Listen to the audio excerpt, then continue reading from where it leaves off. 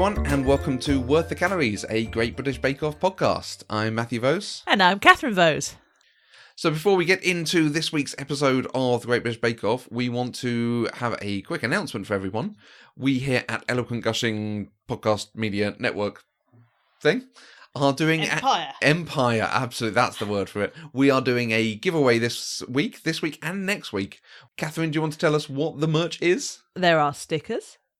There are coasters. I want a coaster, by the way. Okay. And there are magnets. Nice. You can enter this giveaway in 2 different ways, but you can enter 10 times. On Twitter, you can use the hashtags for our shows to recommend us. So if you shout out to your followers, hey, I listened to this Bake Off show, it's amazing, you should all listen to hashtag Worth the Calories, or hashtag PC Deprived for Pop Culture Deprived, hashtag ATAV for Across the Arrowverse, hashtag SF Pop for Southern Fried Pop Culture, and at Desire Made Real for the Desire Made Real show. You can also, so that's 5 entries. If you do 1 tweet per show, you get 5 entries into our giveaway. Nice. You can also review us on your podcast platform of choice. Apple Podcasts is the main place for reviews. Post something up about the show. Go to the Worth the Calories site and say, I listened to this show. It's great. I love the way they interact. We prefer the good reviews to the bad reviews, but we're not going to censor you. But it would be nice if you possibly maybe give us a good review. They're obsessed with cake. Yeah, absolutely. And who isn't? Go and post a review and drop us a tweet with a screenshot. Drop us an email, podcast@eloquentgushing.com, to let us know about your review. And you can enter. And again, 1 review per show, so you got 5 entries there. So you could enter 10 times to win some exciting merch. Nice. So we're on week 2 of the 2019 series. This was Biscuit Week. Yay, love a biscuit. Yeah, do we like biscuits? I think like is possibly too mild a word. An interesting range of challenges this week, I thought very, very interesting. We kicked off with decorated biscuit bars with a chocolate coating. They, on the whole, looked yummy. Yeah.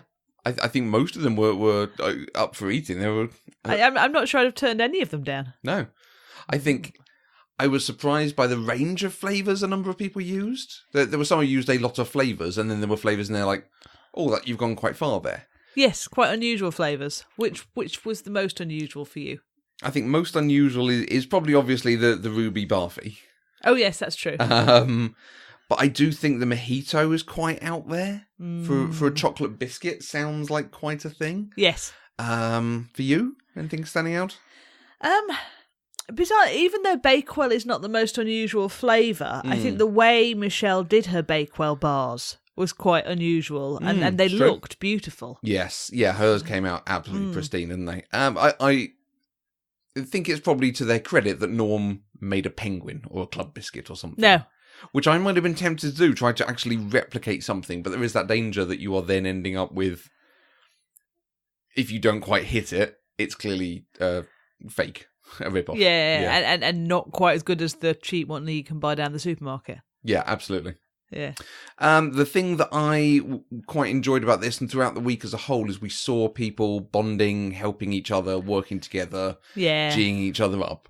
It's the thing everyone talks about with the Bake Off, how it's the nicest competition. And we absolutely saw it this week. Yeah, Michelle must have finished very early because she seemed to be really helping poor Jamie out. Yeah.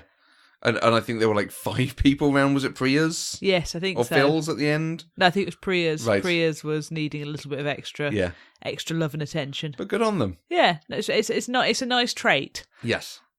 Yeah, absolutely. Which is the one of those biscuits that you would like to eat the most? I mean, the Cherry Bakewell stands out quite a lot. I'm just scanning down the list to see if there was anything. I mean, the Millionaire's Shortbread, I do love a Millionaire's Shortbread, but then coated in chocolate and then with cherries on it, it takes it too far for me. It looked a bit too sweet for me, and I'm like you, I love a Millionaire's Shortbread, but especially that one that M&S do with the nuts in the shortbread. The hazelnut one. It reminded me that Jamie did all the caramel stuff last week. Yeah, dude likes caramel. I wonder if he has quite a sweet tooth, so he goes to that as a flavour. Yep. I was quite impressed with Helena doing the witch's fingers. There was no call on this to have them stylized or any caricature type thing, but she decides to do something a bit fun. I like that she's true to herself. Yes. I didn't want to eat them.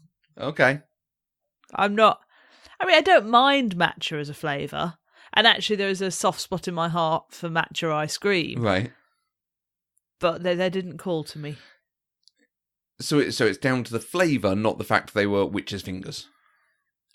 Maybe a bit of both. Okay. Green is not the most appetising colour, No. Unless it's a salad or some vegetables. or matcha or pistachio. Or... Yeah, well, yeah. But yeah, I think in particular it's matcha. Matcha's... I did think her thing at the end of it's a hard sell as a flavour. Like, well, why are you doing it then? Yeah. You know, and I you kind of hope this is something everyone learns from in this show is, actually, if I do matcha, it's going to make it more difficult for me. There is part of me, though, that quite likes that she is true to herself over and beyond trying to make a populist choice. Yeah. That's true. And it doesn't feel like an affectation. No. This is absolutely what she does. In the same way Michelle does Welsh-themed bakes. Yes. I don't know a better way of putting that, but, you know, she did Welsh-themed things last week. She's done Welsh-themed things this week. And we've seen people do exactly that theme before. Absolutely. And there's no problem with that. So there's no problem with someone doing Halloween-themed things. Yeah. Good on them. Okay. So fig rolls. I love fig rolls. You're about to have to eat a lot of them, just so we're clear, because I don't like fig rolls. Excellent. Bring them on. Quite a good challenge, because it seems like they had very few instructions. Yep. So it tells me it was looking at testing knowledge more than skill. Mm-hmm. If that makes any sort of sense. Yeah, no, I think you're right. Yeah. Knowledge of the right sort of pastry to make and how to roll things and that sort of stuff. Yeah. Length of time cooking, size and shape. Yeah. Yeah. Cutting it into 12 rather than 11. How did she do that? I really want to watch it again and see if we can see her cutting it. Was it obvious what happened or... Interesting. I suspect she hasn't done what everyone else did, which is cut it into 6 and then cut them into 12. And she's just cut one strip into 5 and the other one into 6. Yeah. Just rushing through and assuming you get it right, yeah. Bosh, bosh. Oh, dear. Meh. And also, but her dough was a bit of a disaster as well. It's like significantly more than everyone else's. Yeah, well, that was using the icing sugar instead of the muscovado in the bake, I think. They did show that, didn't they? Because Yes. I was thinking, why is hers so different than everybody else's? So it'll end up probably a bit sweeter, but I would imagine icing sugar melts more easily. Yeah. So That's actually really interesting to see the signs of how the different sugars behave in the dough. I'm sorry it was her bake. Yeah. It is hard to give me that educational view, but... So Jamie came very low down. I think, Helena was then the bottom because she made the wrong decision during it. Yep. And then Jamie was just above her. And yes, it had gone badly for him on both challenges that day. I mean, I don't know whether it necessarily would have been that low down if he hadn't been inspired to put egg wash on it. Yes, he did that thing, didn't he? Yeah, because I don't think overall his were bad. No. It's just he went, everything looks better with egg wash on it. And clearly, like that level of free-spirited inspiration was not, Paul wasn't having anything of it. No.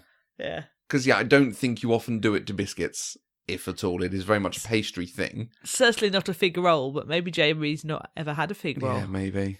So, Amelia was also in trouble, but she came 9th on the technical, so that would have helped her a little bit in that final summing up. But Alice, out in front, they look like fig rolls, they sound like they tasted like fig rolls. Job's a good one. Yeah, what on her? Nice.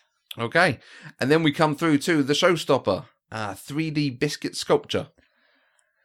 There are some talented bakers this year, aren't there? At every level of it, every piece of it, yeah.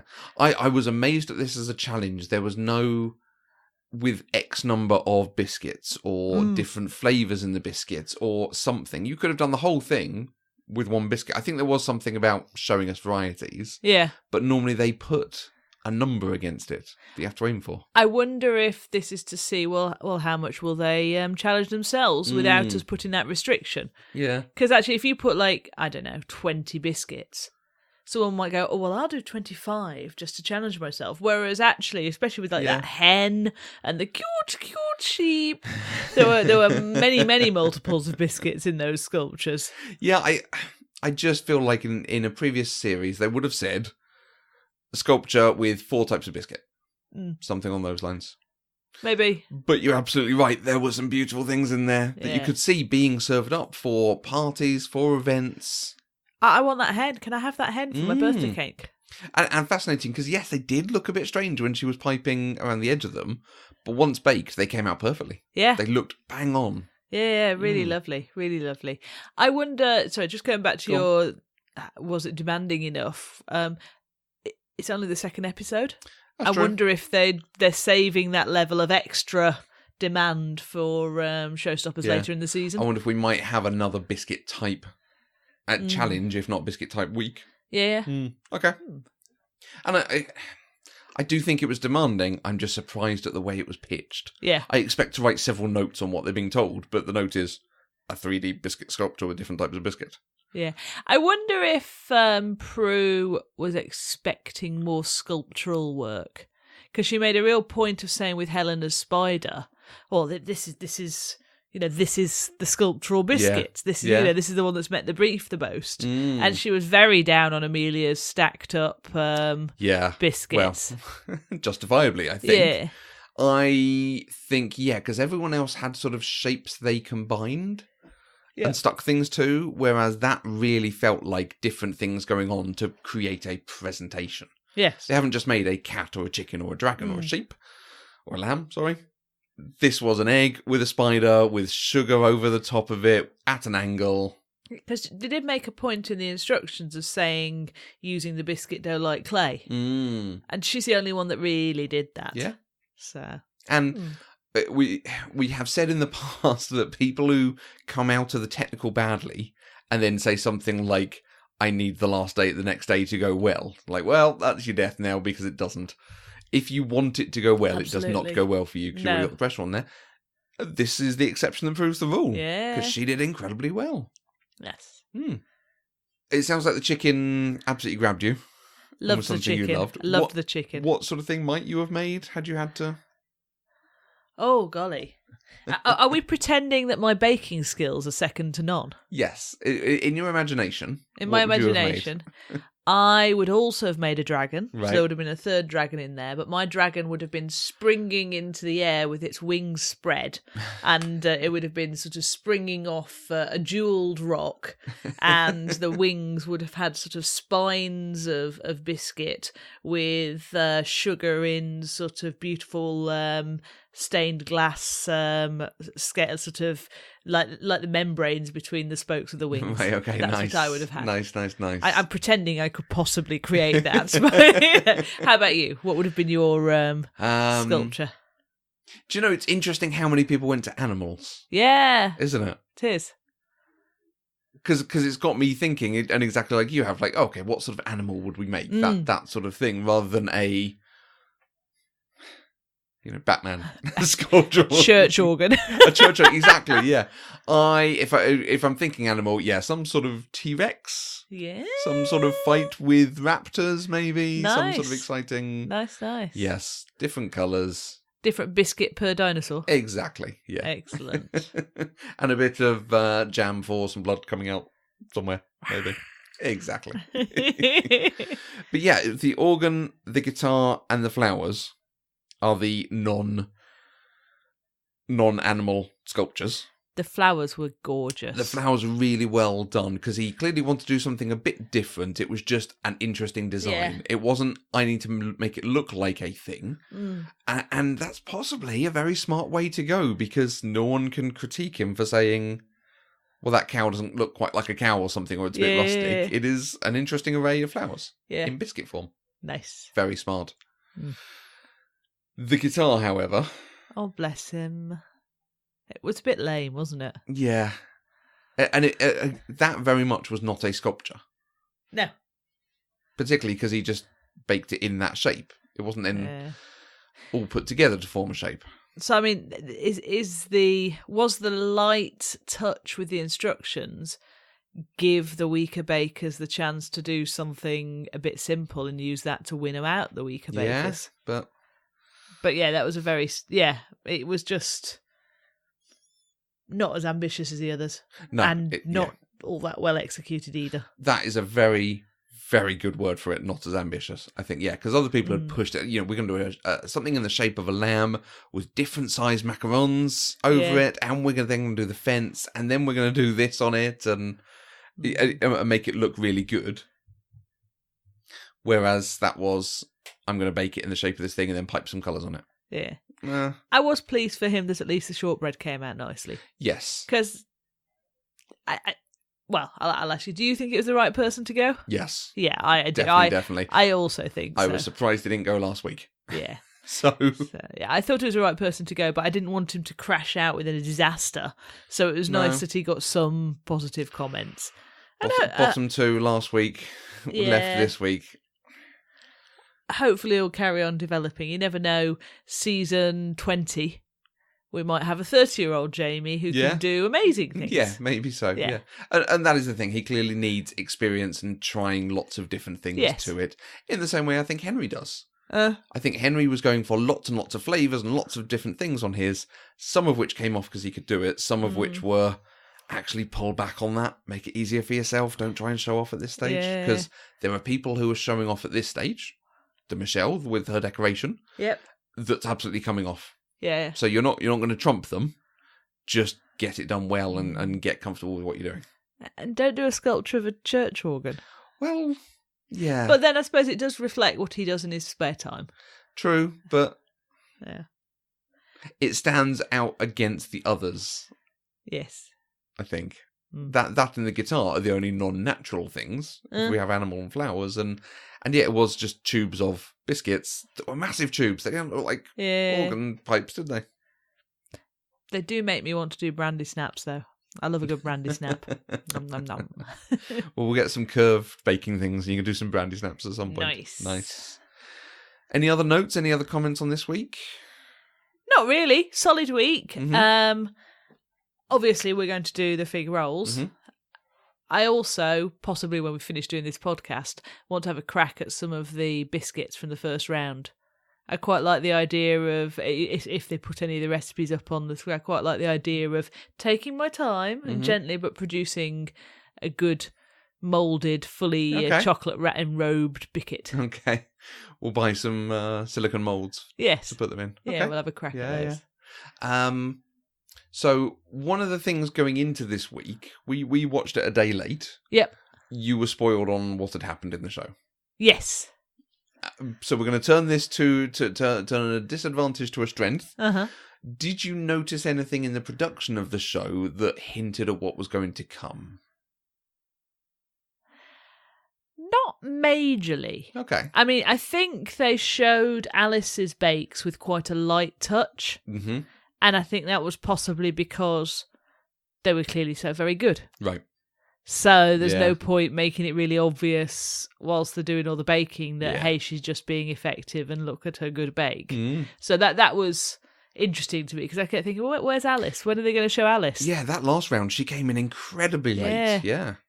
I think whether Jamie went out or not, they'd be showing him. It's just like, oh, Jamie.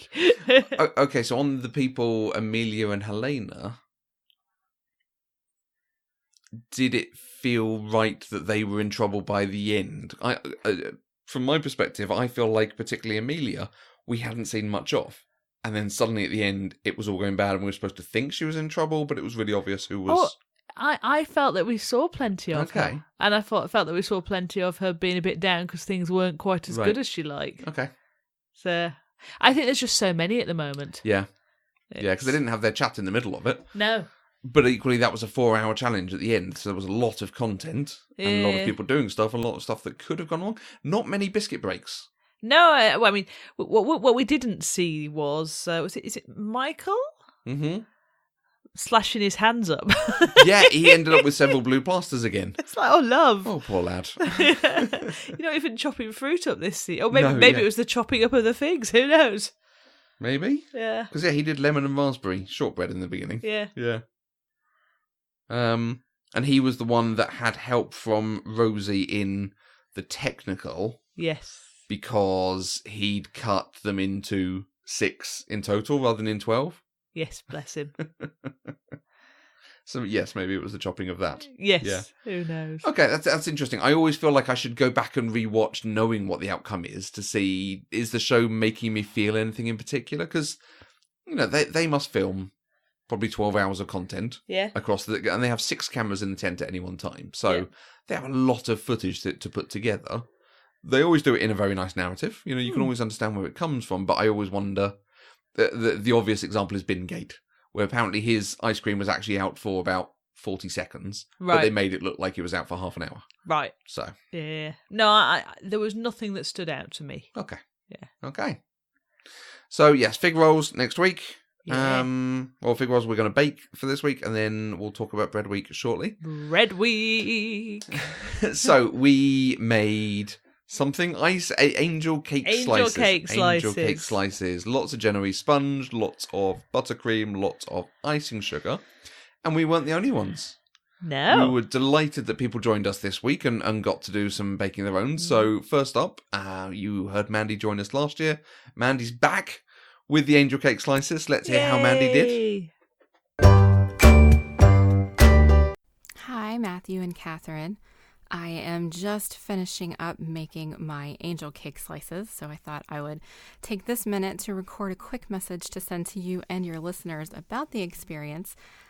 I still haven't watched the episode yet, so I cannot compare how mine ended up to how everybody else's ended up, but it looks pretty close to the picture, so I think I did kind of okay. I think it looks better than any of the technical challenges I tried to do last year, for sure. I'm not sure I would make this again, though, because I'm not a big fan of multiple flavors in a single cake. So I would do all vanilla or all lemon instead of having them layered lemon, raspberry, and vanilla. And I have to say, I was really excited about making this one. You may remember that last year I was hoping that we would do some more cakes / pastry versus, the strange flatbreads and spinach cakes that they did last year. I had never made Genoese and I really wanted to try it, so I'm so excited that was the first one they did this year. I don't think my Genoese came out the way Genoese is supposed to come out. I struggled with folding in the flour for starters, and then particularly with the raspberry, I had to work it more to get all of the pink incorporated so that it wouldn't be streaky. And it didn't rise as much as the other two. And then once I cooked them, I may have actually overcooked them a little bit because they looked wet, so I kept them in. And they ended up coming out very sticky and not a super pleasant texture, which I think is the opposite of what Genoese is supposed to be. When I had them plain, because I had to trim the ends, I was very pleasantly surprised at the taste. They all tasted wonderful. I enjoyed them. They were just a little sticky. Once I assembled the entire thing, though, and ate all of it with the icing, it didn't have a pleasant mouthfeel. So I need to work on my sponge, I think. That's probably where I had the most trouble.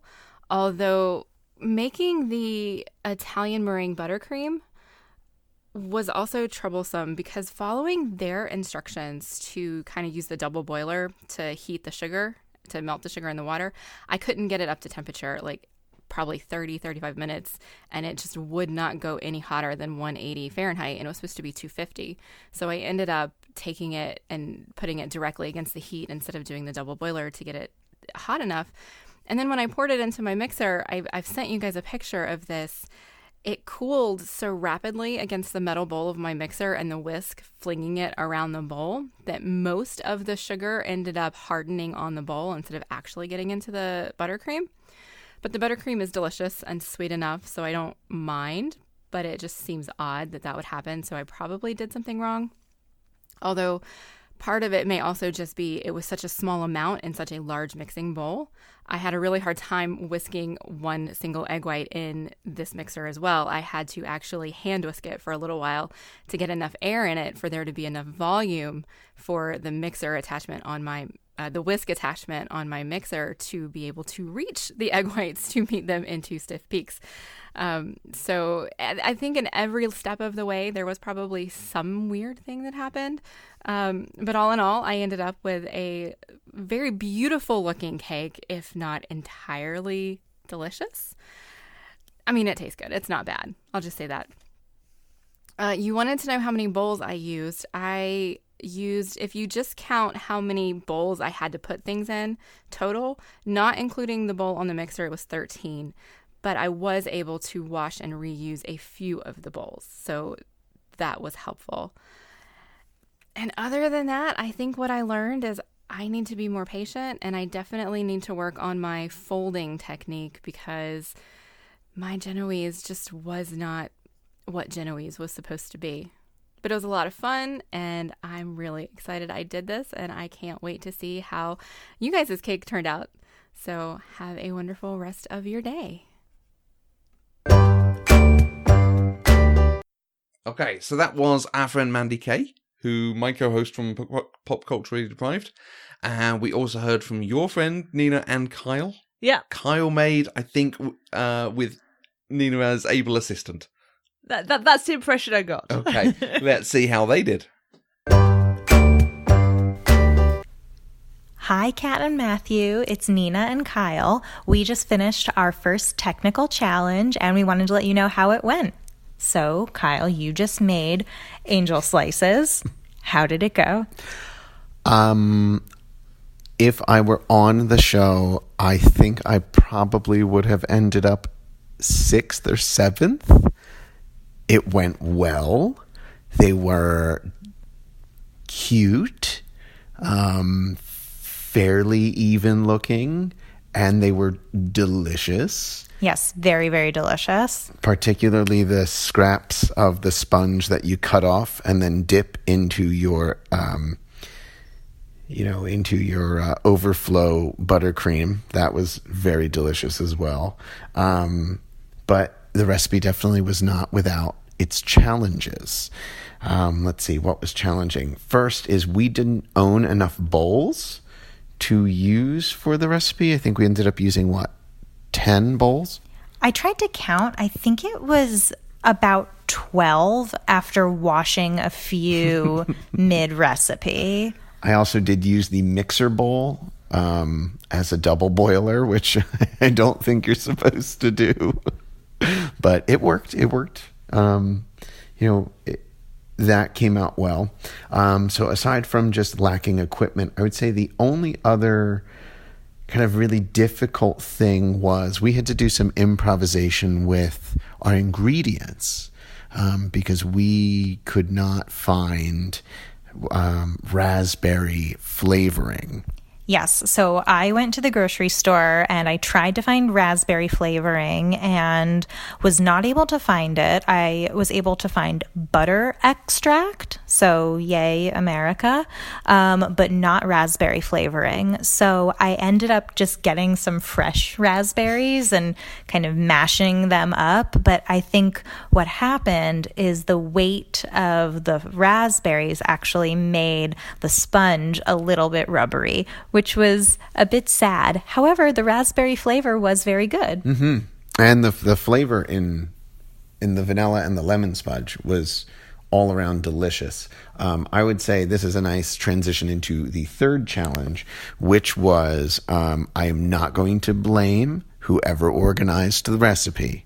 However, if I were to write the recipe, I would not, in the middle of a solid block of text, put a very small note that you should start with the butter, or that you shouldn't start with the butter. See, I can't even remember at this point. All I can remember is I started mixing my individual sponge batters with the butter first, and that is not what you're supposed to do. So what ended up happening was I had the butter underneath, I had the wonderful whipped egg and sugar mixture on top, and then I sifted the flour on top of that, which is the incorrect order. So what happened was the flour hit the egg, it started to deflate. Then I folded and put heavy butter on top, and it started to deflate. So as Nina mentioned, the raspberry was not fully hockey puck, but it was a little stiff, slightly chewy. The lemon was slightly better than that. And the vanilla, I dare say, was pretty good. Well, in her defense, Prue did say that the word for this challenge was accuracy. So I think we should have paid better attention.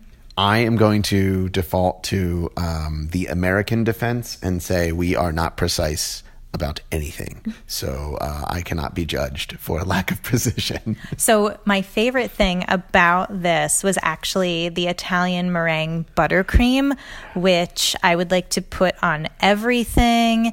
And I'm requesting it for my next birthday cake and pretty much anything that would be appropriate to put Italian meringue buttercream on, because it was absolutely delicious and I loved it. I loved it. I loved it. I agree. I mean, all in all, it was delicious. It was very, very good. And I would say, all things considered, I would definitely make it again. I would absolutely make it again. And I would only do a few things differently. I would get an appropriately sized pan. Our pan was a few centimeters too long, so I think that probably also contributed to some of the cakes overbaking or being a little tough. I would find the appropriate flavorings, and I would make sure to fully annotate the recipe so that I know which order to put the eggs, the flour, and the butter, because I still don't know. Well, I know for a fact that I would definitely eat it again, and this was really fun. So thanks, Kat and Matthew. We'll see you soon, maybe for another technical challenge. Bye. Thanks so much. Bye. Butter extract. Yeah, no. Nina sent a photo of the butter extract. I'm still not 100% sure where one would use butter extract, but Isn't butter itself an extract? well, I must say, like something on the packet. It says something like "made from natural butter." I'm like, yeah, just use natural butter. Is this like the bit that I scraped off to make the ghee? Oh, maybe. Is that butter extract, the solid bits of butter? Maybe there's a market Crikey. for that. Crikey. We'll try to put the picture up on Instagram or on the show notes. Yeah. Finally, I got to chat to our friend Debbie Heerman, about her attempts for making this. So you made angel cake slices. I did. I wasn't particularly excited about the prospect, I think, because the first thing you see, obviously, when you read the recipe, is that it's Genoise sponge, which is a nightmare, meringue buttercream, which is a nightmare, and feathering, which I'd never done before. And so I just thought, oh my goodness, let's see how this goes. So I was daunted from the offset. It was almost surprising how many instructions there were.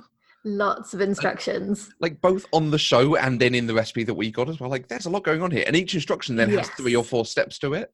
Mm-hmm. So have you done any of the technical challenges before? Is this your first series? No, I haven't. This is my first one. And I think back to the days of when it was like a cherry cake. Mm-hmm. And think, why didn't I start then? Yeah, it always seems a lot because they do random ones throughout the season. So it starts off with this kind of sponge biscuity thing. Mm-hmm. And then as you go through, you're like, oh, wait, I'm supposed to do what? And flip upside down how? Yeah. So how did your slices turn out? Well,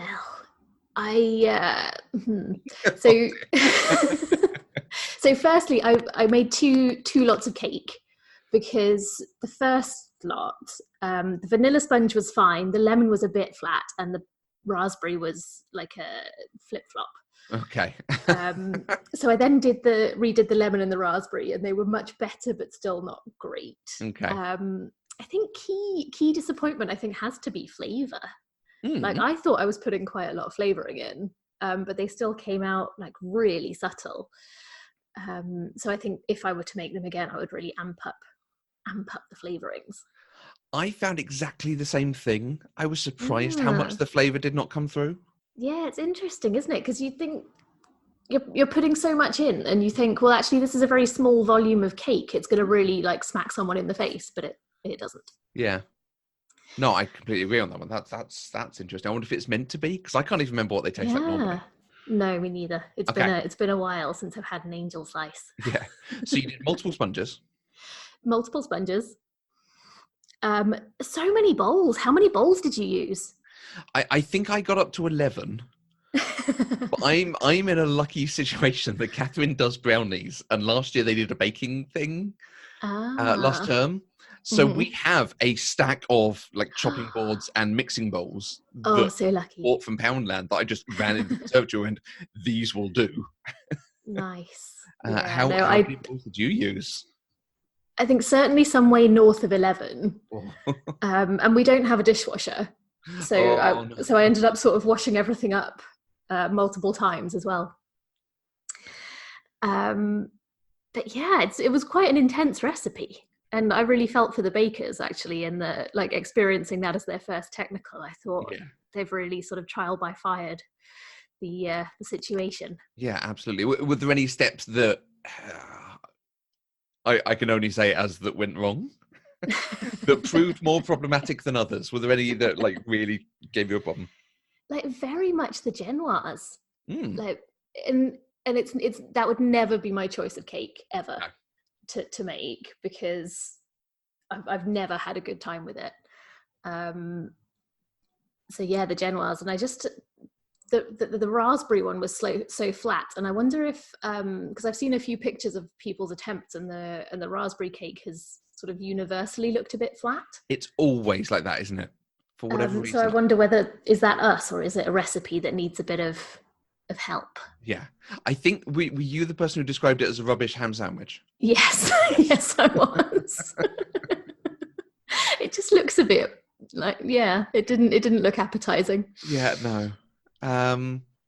I misread the instructions initially at the whole point of separating the butter, putting the flavors in the butter, and then folding everything in, and I put the butter and the flour in at the same time. Oh yeah. So the first sponge didn't seem to have made too much of a difference. No. But maybe it would have come out really nicely without that.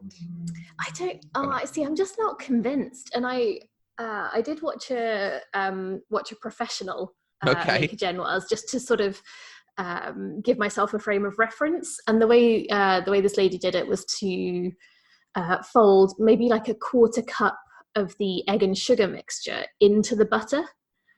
And then fold that mixture back into the main batter after the flour's been folded in. Oh, interesting. And she said that's a way to get the butter distributed without having to mix it too much and without knocking too much air out. But it didn't work for me. Okay. Oh. The other bit that took me massively by surprise was the amount of icing sugar. Oh, so much. Too much. Way too much. Yeah, I ended up putting it on because I thought, well, it must be right. And all I can taste, and this might be the problem with the flavours, all I can taste is the sweetness coming through. Yes, exactly the same issue. Exactly the same. And I didn't put it all on, but it was still completely overwhelming. And because there was no flavour in the icing, it was just sugar. And so again, if I was going to do it again, I might add lemon juice or maybe some of that raspberry flavouring, and that might give it a bit more interest. Oh, yeah, or vanilla. Just something other than just sugar. Yeah.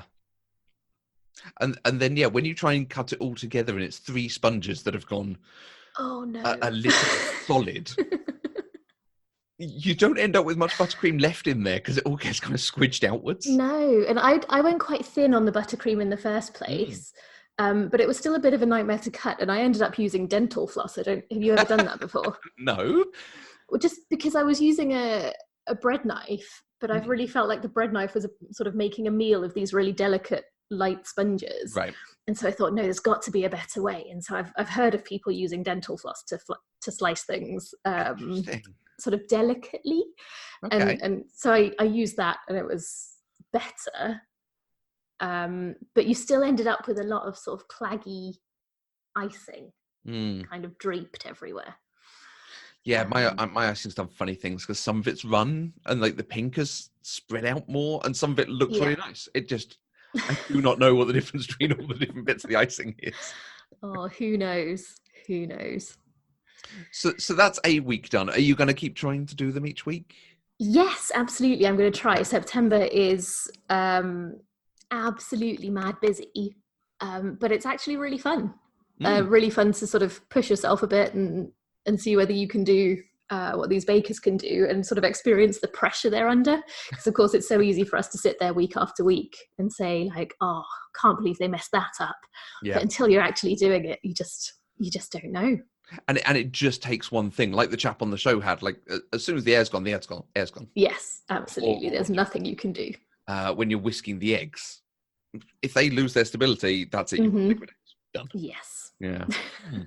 Okay, so I'm looking forward to hearing back from you as we go. Yes, me too. And see how you've done. Are there any weeks you're particularly looking forward to? Any sorts of baking that you feel are going to play to your strengths? I'm quite looking forward to bread. Okay. Because I actually don't do a lot of bread cookery. Right. But I think they tend to come up with things that are quite fun. Okay. So yeah, I'm looking forward to that one. Not looking forward to biscuits quite so much because they're not my bag. Okay. But, and you can always cut this bit out, but I am excited with the type of biscuit.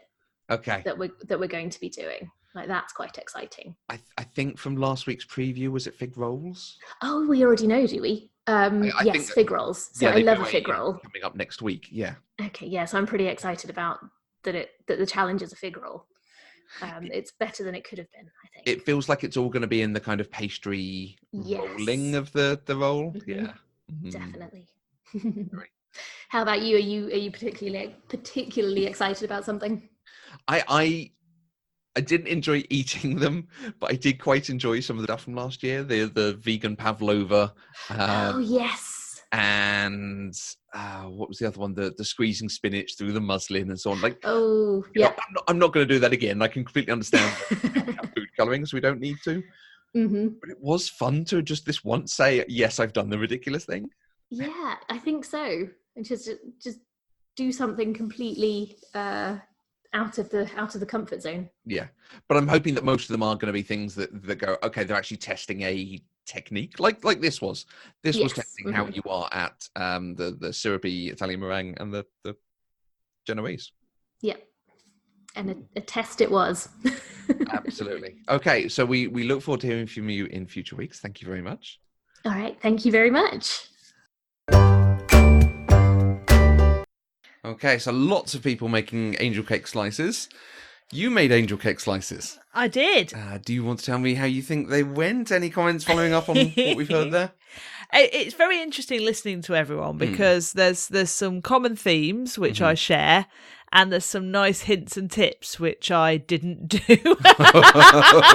Okay. So like Nina's love of the Italian meringue buttercream. Mm-hmm. I am exactly the same. I ate so much of that whilst I was baking because the recipe gives you far too much of it, right? That is definitely a theme through all the people I've seen on Instagram, all of our friends who have done it. Everyone has gone, yeah, the meringue is good. And even as I was making it, I think I might have been the first one hitting the recipe. And as I'm making it and tasting it as you go and just seeing how the consistency is coming out, I'm just thinking, this is Catherine. This is a flavour she'll love. I was totally loopy on sugar by the end of the bake. It was so good. Genoese sponge. It's not for me. They were. You're quite cross because we have raising agents now. Well, why am I doing it like this when there are now raising agents? Exactly.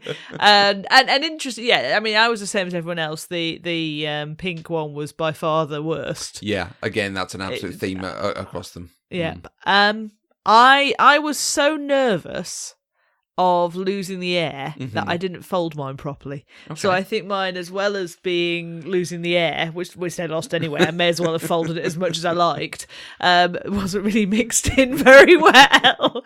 I also, like Kyle, the pan, I I didn't. So yes, I cut the bits of paper exactly as it said in the recipe. Right. What I didn't do was measure the pan.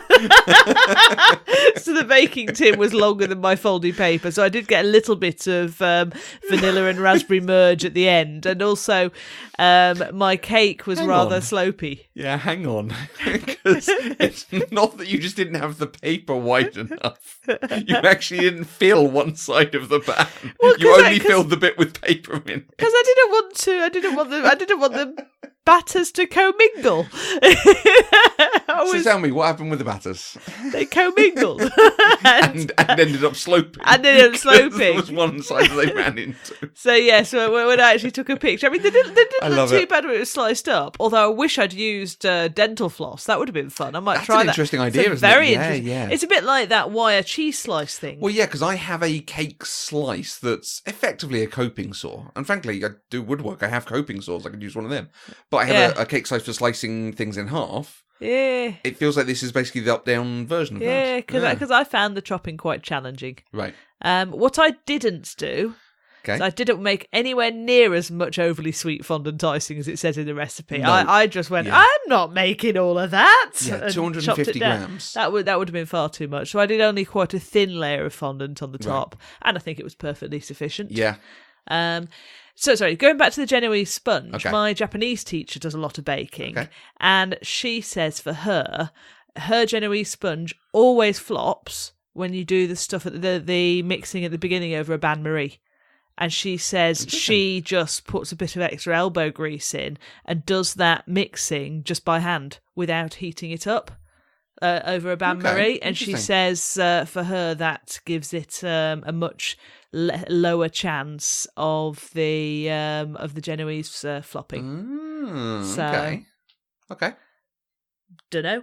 Shan't be doing it again. Well, if we end up with another recipe, it might be worth doing an A/B test on it. Yeah. Unless there is something like the technical challenge dictating that I make another Genoese sponge, it ain't happening. Okay. But Italian meringue buttercream. Oh yes. Yeah, that went down very well. Oh yes. Yeah. So I think, as I said to Debbie, I made the full thing of the fondant ice cream, and I managed to get it all on because I had these massive cakes. And yeah, when I ate them, all you can taste is the sweetness. Yeah. And I was very disappointed with my flavours. I am surprised how little they came through, given how much I put in.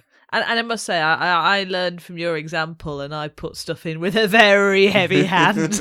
No measuring for me, glug, glug. What I was quite pleased to find in doing this, not butter extract, but lemon zest. Yeah. So in sachets... that one sachet is the zest of one lemon. Like you can buy bicarb and baking powder in that sort of thing as well. I was pleasantly surprised to do that because I do always feel bad with zest of things because they're annoying to grate and annoying to peel, and then you end up with this thing that you have to find a use for, otherwise it's absolute waste. And I must say, I was also very glad you found it because for me, when a recipe says the zest of one lemon, what it gets is the zest of 1/3 of a lemon, and then Catherine gets bored. So actually, this got far more zest than anything else it ever has. And I remembered that I made another mistake, that I hadn't realised the butter needed to be melted. Okay. Until I had the point where I was getting close to needing to mix the butter into the bavois. Oh, right. So I had to melt it very quickly and then mix all the flavours in. So I think the butter was a bit hot when it went in. But overall, I wasn't too disappointed with my sponges. I thought they were okay. The raspberry, was a bit more plasticky than the others, but was all right. Yep. The thing I've been interested in looking at in everyone's picture... The thing that is probably the first thing you can see that other people don't seem to notice is which way people piped their pink icing. Because it seems like only one other person, well done Debbie, piped it widthways. Everyone else piped it long ways. You get these very, very small stripes on every slice. I stand by my feathering. The feathering's good. The piping was just, you've got these very, very long things and little feathers up and down. I think it looks beautiful. Yeah, absolutely beautiful. I think there is room in the world for all types of feathering. And is there any other comment to make on these? Would you make it again? I might do, because I could see doing this and doing it really well. With a really nice sponge, maybe using a different technique or watching other people do it to figure it out. And getting the flavours absolutely right. And getting everything really nicely balanced. Because I am not sure whether our pan is the tray that we baked it in is actually the right size. I bought it with the right dimensions, but I'm wondering whether the dimensions Prue's given are the internal dimensions or the external dimensions, where on ours they're the internal dimensions. Oh, maybe. Something like that. It did seem to be a very weird thing to do, to say, buy a 25 centimetre cake tin and then cut 20 centimetres of bake-proof paper to make the... That's fair. I was like, So, yeah, because I couldn't find a baking tin with exactly the dimensions she says, which is very surprising. If you're going to specify a dimension, it should be an easily available thing. Surely. So... I wanted to ask, see if your memory is better than mine, but on the show, were they fannying around with greaseproof paper to make barriers in their cake tin? They were? Yes. Okay, because I was in my memory they had these wonderful baking tins which had metal segments. I was like, I wanted one of those. Yeah, when I was buying the tin, I was thinking, should I just buy like a brownie tin that you can segment? But I thought, no, I'm gonna. Oh, thank you for giving me a realistic experience. Okay, so let's talk greaseproof parchment with lined with foil. Yes. I had noticed them doing that. I can't admit it's possible not all of them did that, to be honest with you. But I'm sure I did notice them and think, oh, okay, that's the thing. Because that parchment lined with foil that we're using, I think I bought about 10 years ago. Oh, really? I think I bought it once, intended to get greaseproof paper and going, what is this? Who needs greaseproof paper lined with foil? It just means it's going to cook really strangely, and I've never known what to do with it. So it's sat in the cupboard, because you don't throw things away. And now suddenly there is a reason for it to be lined with foil. Perfect. Yes.